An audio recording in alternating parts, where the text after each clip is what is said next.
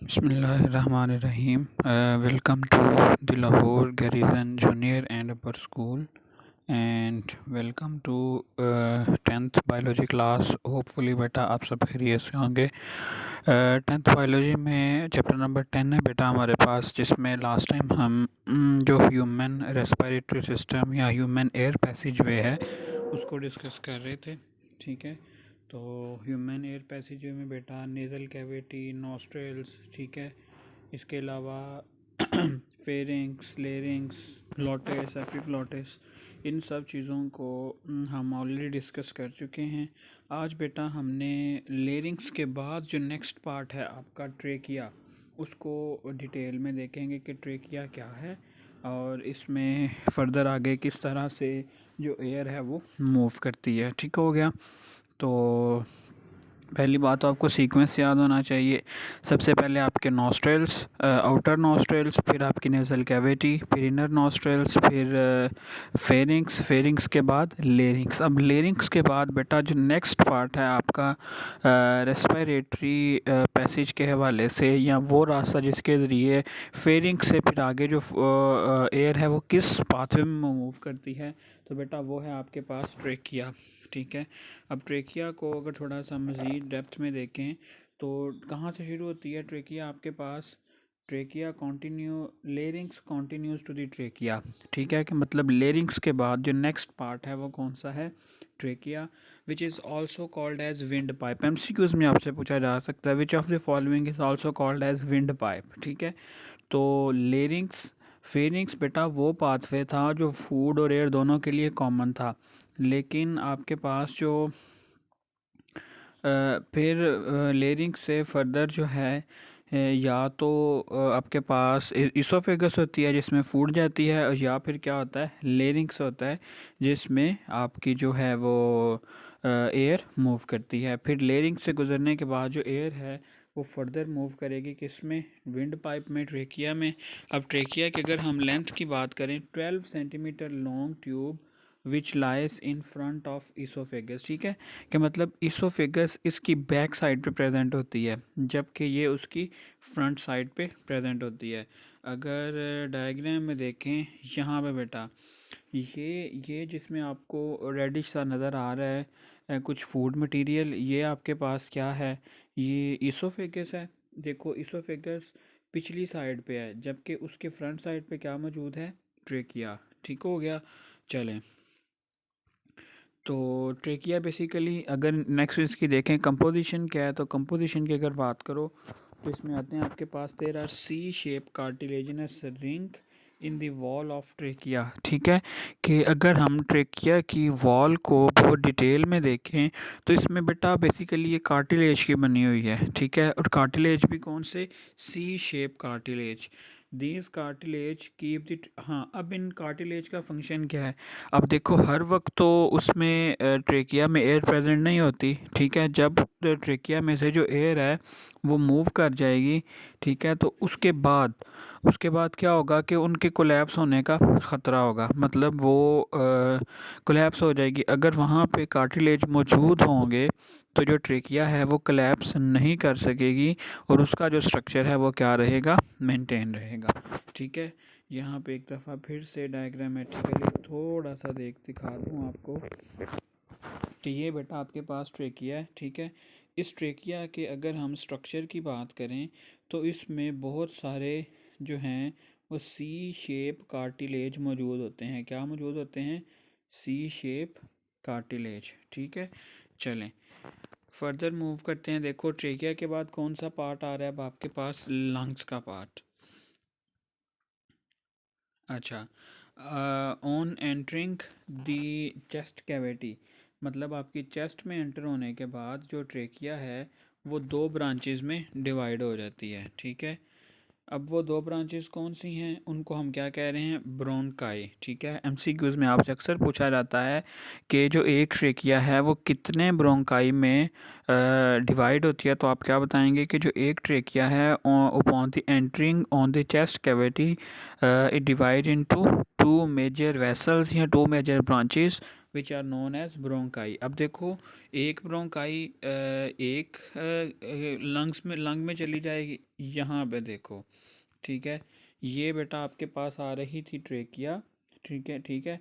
अब जैसे ही chest cavity में पहुंची है तो ट्रेकिया दो पार्ट्स में डिवाइड हो गई है, ठीक है।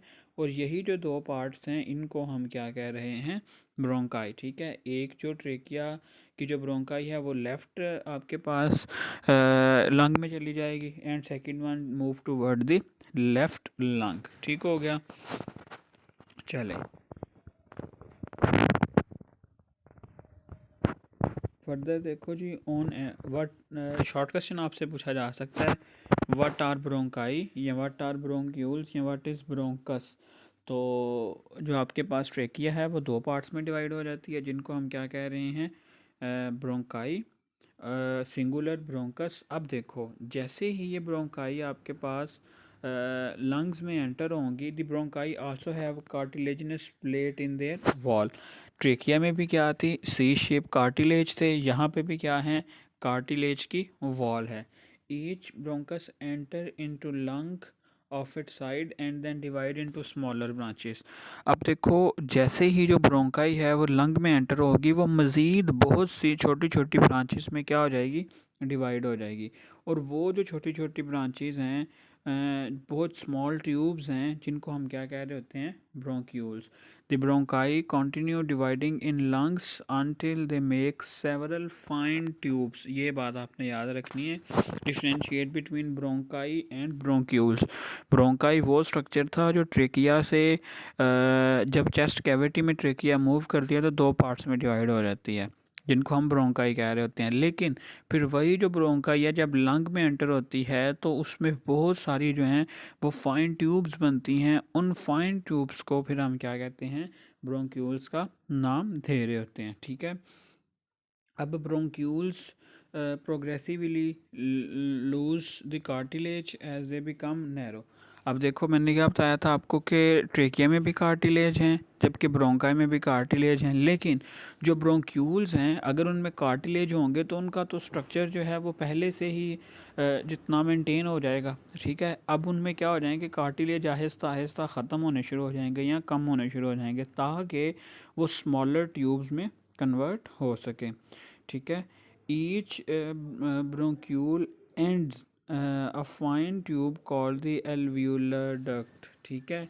अब फर्दर डिवीजन क्या है, एल्व्यूलर डक्ट। वही जो ब्रोंक्यूल थे मज़ीद जो उनका एंड है, जो उनका लास्ट पॉइंट है, उसको हम क्या कह रहे होते हैं, फाइन ट्यूब्स में कन्वर्ट हो रहे होते हैं, उनको हम एल्व्यूलर डक्ट कहते हैं, ठीक है। Each alveolar duct open into cluster of pouch called alveoli, ठीक है। अब यही जो एल्व्यूलर डक्ट हैं ये एक पाउच बनाते हैं, उसको हम क्या कह रहे हैं, alveoli. Basically alveoli form the respiratory surface in the human body, कि एल्व्यूलाई ही वो सरफेस है, एल्व्यूलाई ही आपकी रेस्पिरेटरी ट्रैक का वो पार्ट है जिसके ज़रिए या जिस पे आके गैसियस एक्सचेंज हो रहा होता है। एमसीक्यूज़ के लिए ये बात बहुत इंपॉर्टेंट है कि एट विच प्लेस या eight which surface respiration occur in the humans. तो आप क्या बताएंगे, एट द एल्व्यूलाई, ठीक है।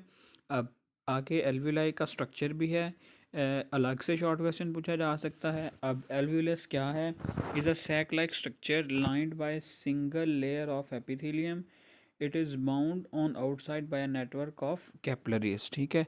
इसके बाहर एक कैपिलरीज का गुच्छा होता है। इसका स्ट्रक्चर किस तरह से है कि एक थैली नुमा स्ट्रक्चर है, ये सैक कहते हैं थैली को, lined by single layer of epithelial cells, जिसमें जो एपिथेलियल सेल की एक सिंगल लेयर होती है और इसके बाहर क्या मौजूद होती हैं, capillaries. The pulmonary artery from heart containing deoxygenated blood enter the lung and branches into arterioles and then into capillaries। ये बेटा अगर थोड़ा सा इसको मैं यहाँ पे बताऊँ कि सबसे पहले क्या होगा आपके पास, कि जो पल्मोनरी आर्टरीज़ हैं वो आपके लंग्स से, पल्मोनरी आर्टरीज जो हैं वो आपके हार्ट से ब्लड को यहाँ पे आपके लंग्स की तरफ लेके आएंगी, ठीक है। जब आपके लंग्स की तरफ लेके आएंगी तो जो आर्टरी है वो आर्टरियोल्स में डिवाइड हो जाएंगी, ठीक है, आर्टरियोल्स में डिवाइड हो जाएंगी। अब यही जो फिर आर्टरियोल्स हैं ये फर्दर बहुत छोटी छोटी सारी क्या बनाएंगे, ब्रांचेस बनाएंगे, गुच्छा बनाएंगे, जिसको हम क्या कह रहे होते हैं, कैपिलरीज, ठीक है। और कैपिलरीज के बाद दोबारा से यहाँ से वो पल्मोनरी वेन के ज़रिए जो ब्लड है वो दोबारा से किसको पहुँचा दिया जाएगा, हार्ट को, ठीक है। तो यही सारा मैकेनिज़्म है कि सबसे पहले क्या होगा, the pulmonary artery from heart containing deoxygenated blood enter lung and branches into arterioles. पहले आर्टरी आर्टरियोल्स में डिवाइड होगी, then capillaries which surround the alveoli. कौन से कैपिलरीज, जिनके इर्द गिर्द क्या हैं, alveoli. These then join together to form venules which form the pulmonary vein. The pulmonary vein carry oxygenated blood back to the heart. Lungs का क्या काम होता है कि इन्होंने ब्लड की ऑक्सीजनेशन करवानी होती है, ठीक है।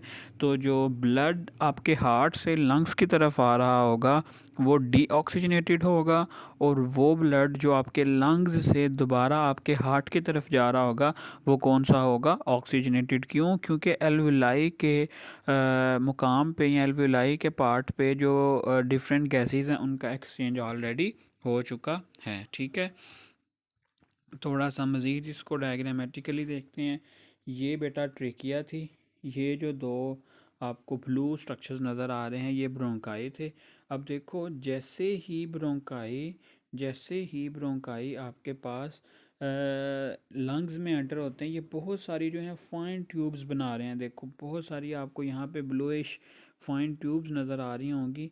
इन ट्यूब्स को हम क्या कह रहे होते हैं, ब्रोंक्यूल्स। और ये जो एंड है आपके पास ब्रोंक्यूल का, इस एंड को हम क्या कहते हैं, एल्वियोलर डक्ट।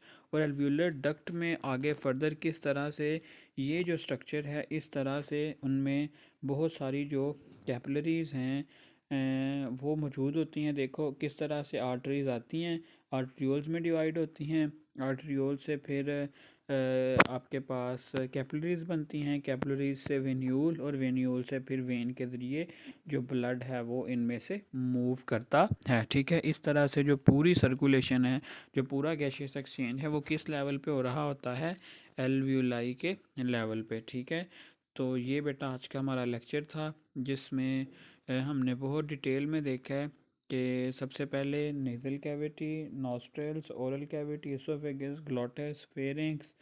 अब इन हर एक जो पार्ट है इसका अलग से आपसे शॉर्ट क्वेश्चन पूछा जा सकता है, जैसे कि what do you know about the pharynx, what is larynx, what is voice box, what is trachea, what are bronchioles, what are alveolar ducts या alveolar sacs, what are alveoli, ठीक है। Overall long question है लेकिन इसमें से बहुत सारे short question भी पॉसिबल बनते हैं, तो सबको आपने बहुत अच्छे से क्या करना है, प्रिपेयर करना है।